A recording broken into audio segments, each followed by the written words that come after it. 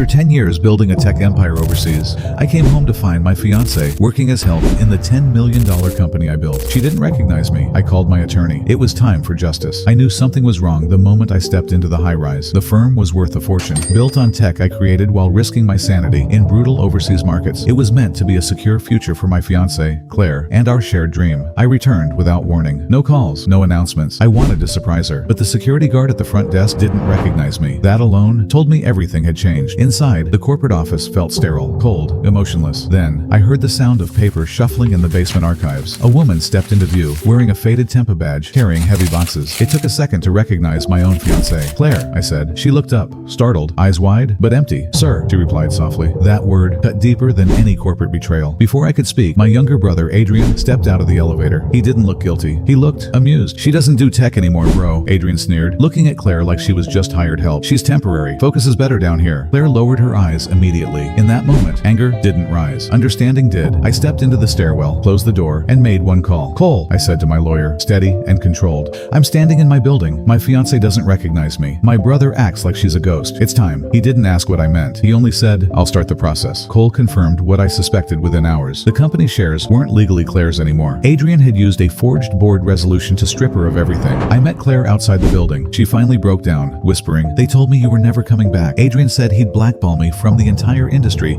if I didn't cooperate. Cooperation meant silence. The next morning, Adrian walked into the emergency board meeting, smiling like a man who believed he'd already won. You left, he shrugged. Someone had to manage things. You didn't manage, I replied. You erased. He didn't expect the evidence. Claire had secretly saved everything. Digital paper trails, altered server logs, and every threatening email Adrian had ever sent. The board didn't even hesitate. By noon, Adrian was stripped of his title, escorted out by security, and facing federal fraud charges. As the guards let him out, he glared at me. You can't do this. We're family. I didn't even look up. We were business partners, Adrian. Now, you're just a liability. Honestly, the saddest part wasn't the money or the company. It was hearing the woman he loved call him sir. Do you think Adrian deserved prison?